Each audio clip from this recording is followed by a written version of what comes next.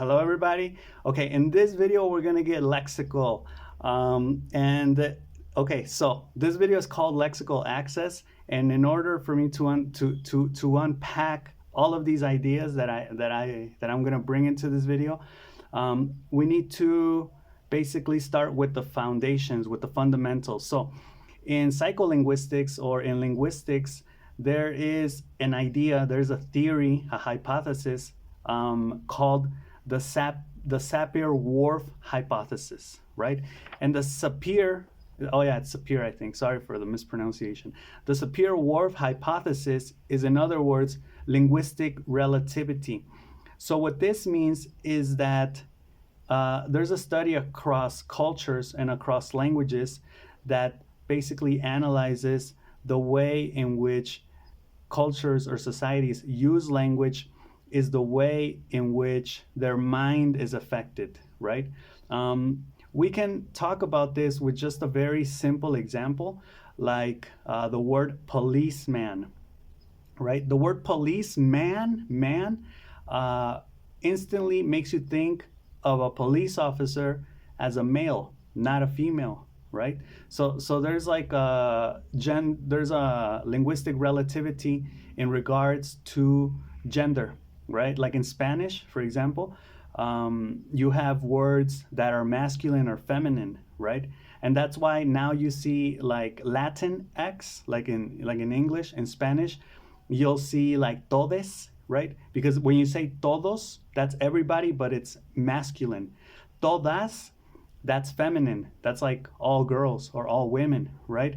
So since whenever we speak, we just use the masculine because it's like the most common one.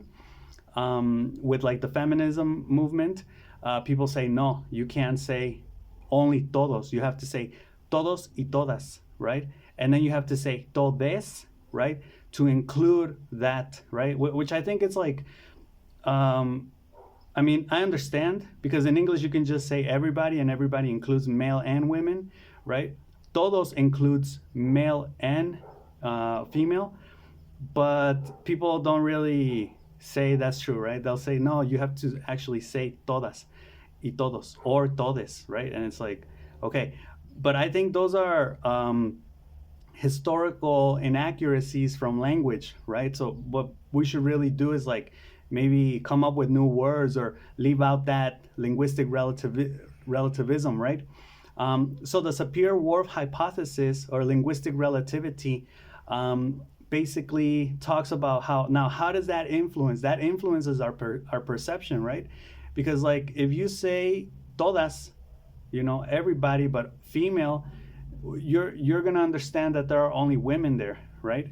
And a lot of this can actually create communication barriers. Like I think the like a term that could create confusion, and it's actually a funny like narrative line or trope in the movie Eurotrip, is the word cousin. Cousin is both female and male. So when you say my cousin, you don't know if it's a man or a woman, right? You have to ask, or until they use a pronoun like, oh yeah, she or he is on vacation, then you know if it's a woman or a man, right?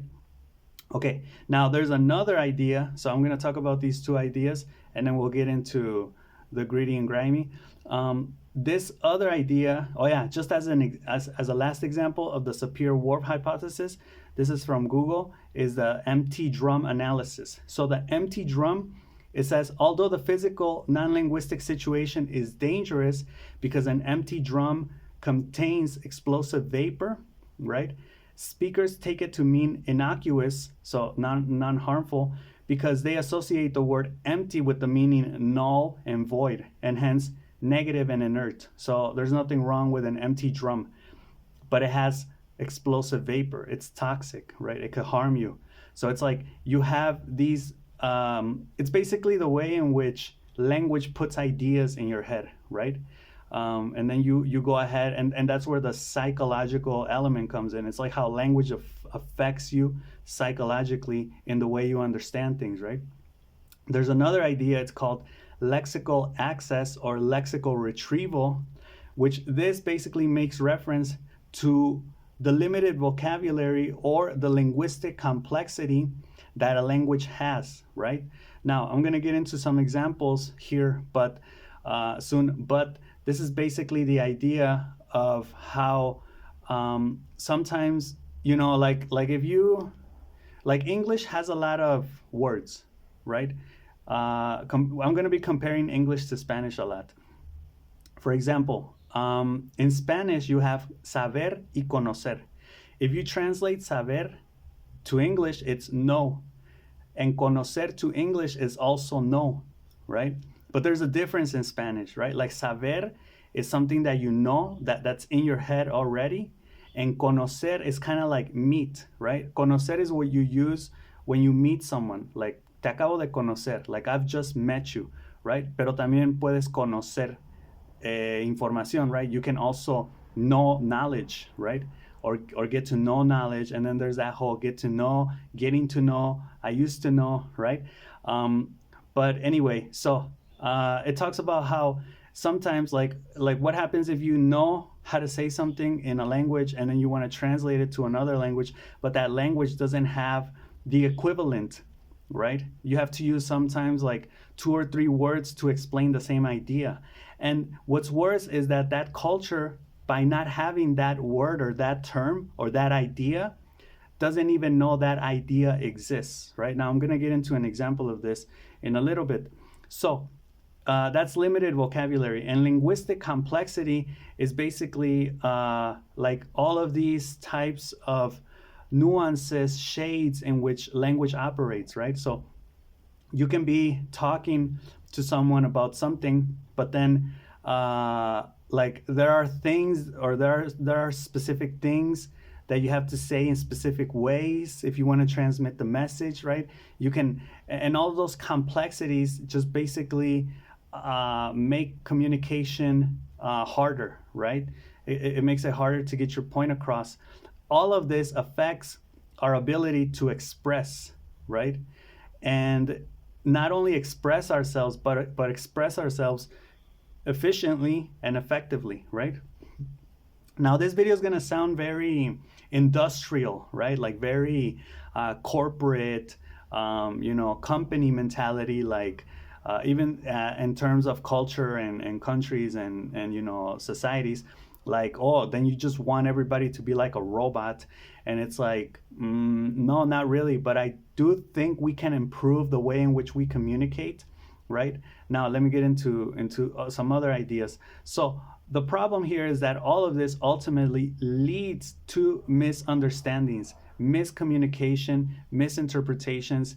People will assume something that isn't what you were trying to say, right? That's basically the problem here. So it affects efficiency and effectiveness, right?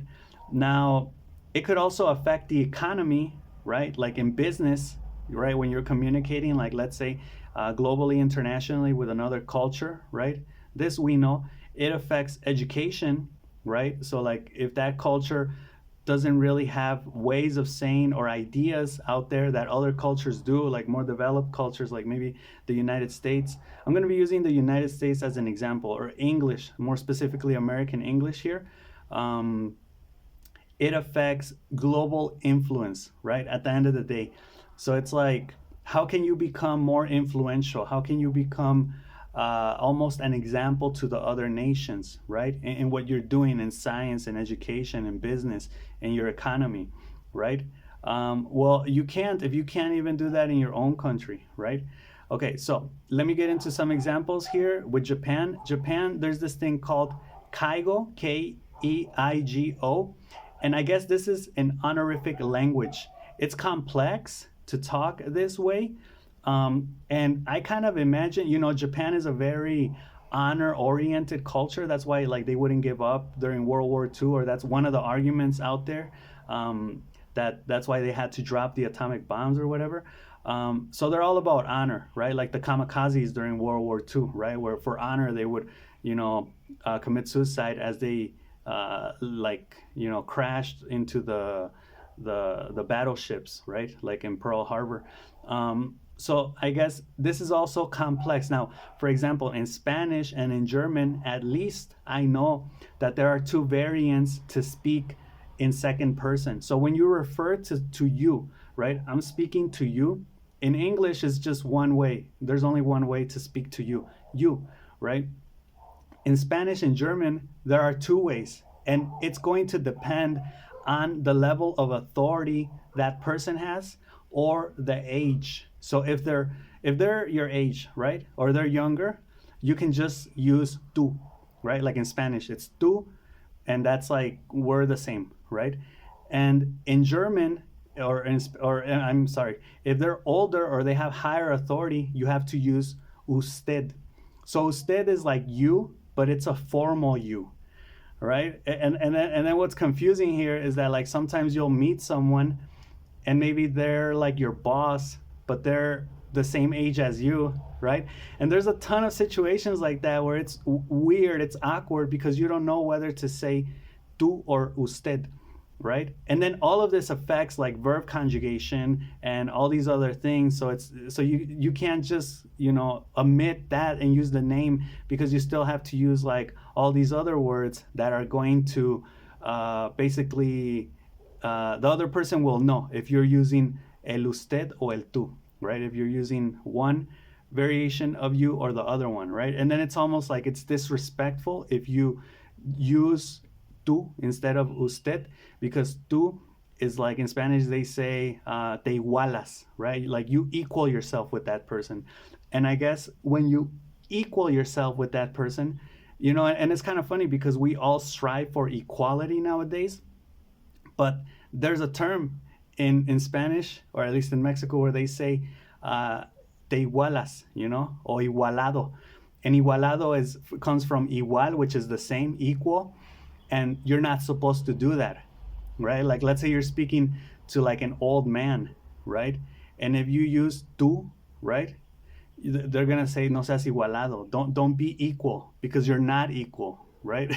So that's funny because nowadays we all think that we're so progressive, and we live in like an equal and fair society, or at least we strive for. But there's still a lot of things like that in the culture.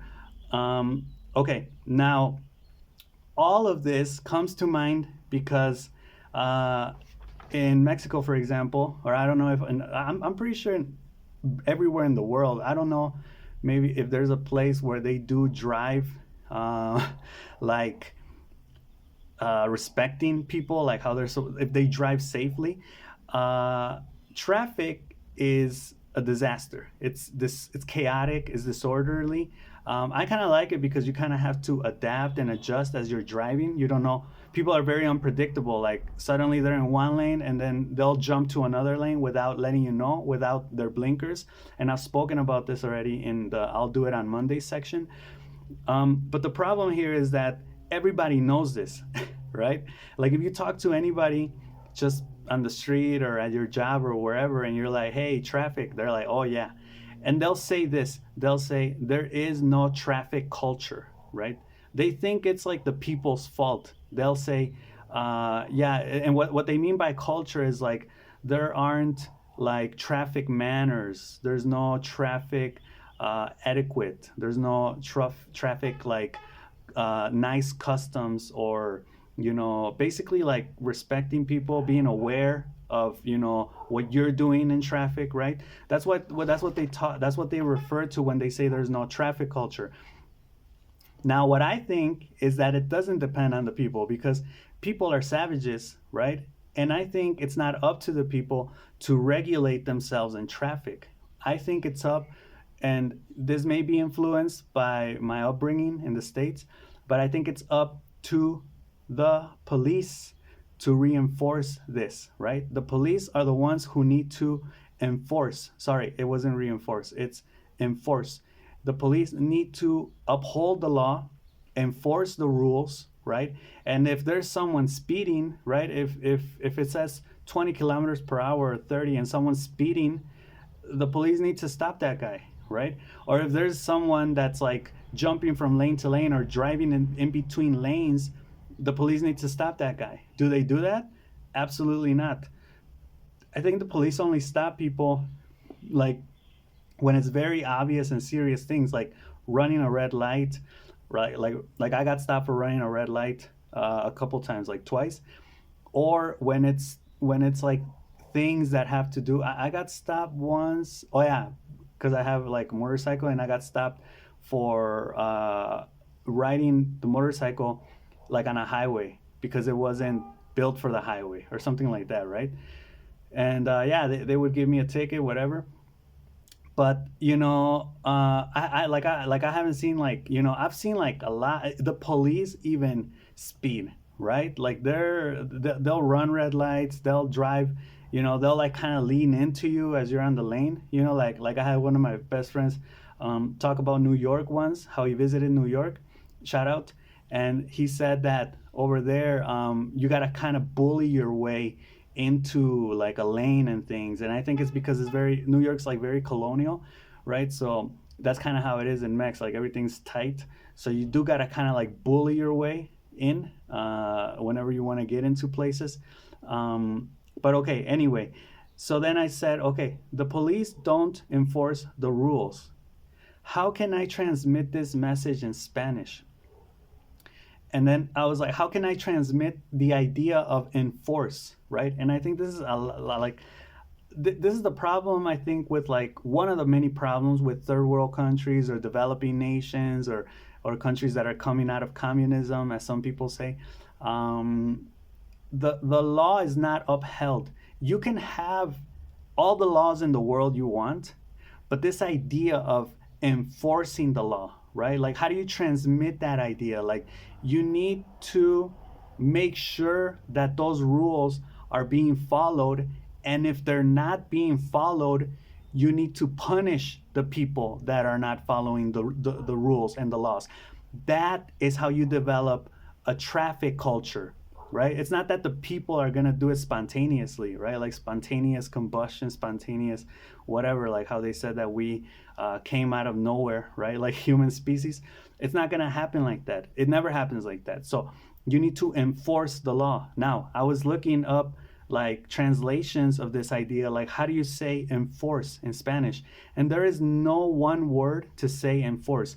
The closest is hacer cumplir, right? Which is like make sure that it's being upheld, or make sure that it's being followed, right? Like cumplir is like achieving something, kind of.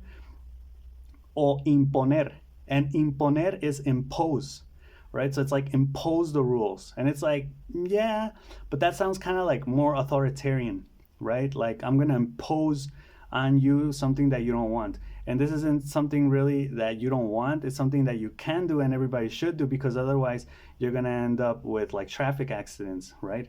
Or traffic fights, right? Like people will fight each other because it's like, you got in my lane, fuck you, fuck you, and then they just fight. So yeah, I think. And then how do you transmit this idea? Because in Spanish, this idea isn't really known, isn't really common, right? Like if you tell someone, well, la policía necesita hacer cumplir o imponer la ley, o hacer cumplir la ley. I mean, they'll kind of get it, but it's not a very common idea, right? They're gonna say like, oh yeah, but that's not the problem. The problem is that we don't have a traffic culture, and it's like, well, how do you think we're gonna get the traffic culture, right? And plus, what I was saying, you need like two words to transmit the idea of enforce, right? Yeah, like enforcing the speed limit, driving in your own lane, right? Now there's another word. The other word is engaged, right? So it's like, I was thinking about this because I was saying like, I really don't like feeling bored, right? And in Spanish, it's kind of like tedio. I don't like feeling tedio, which is boredom. And there's like a lot of words, especially with the new Inside Out movie coming out soon. And one of the emotions there is boredom, which is like tedio. And then there's like all these synonyms for boredom. But the opposite of that, it's like, okay, you don't like feeling bored. What do you like feeling? And I was like, well, I really like feeling engaged, right? I like being engaged and like really into something, right? Like being in my zone, working on something I like, studying something I like, thinking about something I like, right? For me, the key word is engaged. And I was like, how do you transmit that idea in Spanish? How do you say engaged. I like being engaged. Well, the first thing the translator is going to say is comprometido. And that's like when you're about to get married, you get engaged. So you're comprometido. But that's not the same thing. So then the second type of word that comes up is ocupado. And ocupado is busy. So it's not the same as engaged. Engaged is like it's like, oh, you are a teacher, you need to make sure the students are engaged, right? That they like what they're doing. If they're just busy, that doesn't mean that they are necessarily having fun or they like what they're doing, right? So it's like you can be busy because you have a lot of work and you're stressed out and you have to do all these type of things, you don't even want to do them, so it doesn't transmit the idea. Another one was estar absorto. So estar absorto is like being absorbed. And again, it takes two words to kind of transmit this idea. And you can kind of say, well, it is kind of like estar absorto o concentrado. So you're concentrated. But again, it doesn't really transmit the idea of engagement, of you're liking this, right? And yes, you're working, but it's something you want to do, right? So it's like, why doesn't the Spanish culture have this idea? Why isn't it common? Like, I like being engaged. Or when do you feel engaged? Cuando te sientes que estás absorto, right? And people are gonna say, what? What do you mean? Yeah, that you're doing something that you want to do, you know, and that you're having fun and that it's work and that it's like challenging you at a specific awesome level, you know, you're in your zone. And people are just going to be like, what, you know, like, let me just get back to my phone or whatever, right? So it's kind of like that idea. And then I think according to the Sapir-Whorf hypothesis and the lexical access idea or theory, that influences the culture's attitude, the culture's behavior, the culture's effectiveness, efficiency in economy, in education, in business, in global influence, right? So it's like basically what this video is about is the power of words, right? And basically how some words from some cultures or some languages could be used in other cultures or societies that maybe need it, right? That need these ideas. There's a lot of English filtering into Spanish, for example. There has been, excuse me, for a long time. I think bistec, for example, comes from the word beef steak. I think I just recently learned that PPD nice is people is nice, right? Which is supposed to be people are nice. And I'm not really sure what PPD nice means. It's kind of funny. And like just recently, there's a word which is, I think, shopping, right? So people, like in English, you say, I'm going to the shopping center, to the mall. And people in Spanish will say, let's go to the shopping. So shopping is a place in Spanish now, right? It's kind of like catsup, how catsup came from ketchup. There's a lot of places, for example, there are a lot of places that will have outside their business like pet friendly, right? But we're in Mexico. It's like, why don't you say like mascota amigable or something like that? Like they'll use English terms, right? There are businesses that have English names, right, instead of Spanish names. Yeah, so there is a heavy influence, which I think is great. But more than just taking like the popular or these type of commercial and marketing words, we should also be working with the ideas that are going to make us more efficient, right? Like engaged, right? Or like enforce, right? Enforce the law. I think this is important. And there's a third thing that I wanted. This video is kind of long, but let me just get this out of the way. Ordinal numbers. So there are at least two different types of numbers, which are the cardinal numbers. The cardinal numbers are the numbers that are quantity numbers, right? Like 1, 2, 3. I have 3 books. And then you have the ordinal numbers. The ordinal numbers are the numbers that basically give you order, right? Like first, second, third, fourth, and so on. So, for example, if in English I can say 23rd, right? The 23rd place or whatever. And in Spanish, it's like vigésimo tercero. And I think nobody really knows that. I think it's not that common. As if I were to tell you, like, how do you say 83 in ordinal? How do you say 88? 88th, right? Or how do you say 92? 92nd, right? And in Spanish, it's like, how do you say 55? 55th. And in Spanish, 50 quintos, right? So there's like no order. And I think this is kind of similar to French, because French also has like a backwards number type of deal where you first have to say like the last two digits and then you say the first digit last or something like that. And I think this just complicates things. I think this limits the culture, like the lexical access theory. It limits the culture, it limits the possibility or the potential of expression, and that affects efficiency, right? And that affects all these other areas of life. So I think language is important, and we should really be more aware of how language affects the culture, affects the society in which we live in, and kind of like if you know these things, like kind of bring them into the other culture, like especially if they're ideas that will benefit everybody. So yeah, that's the video. Let me know what you think about all of these ideas. And I guess that's all for this video. So I'll see you in the next one. All right, peace.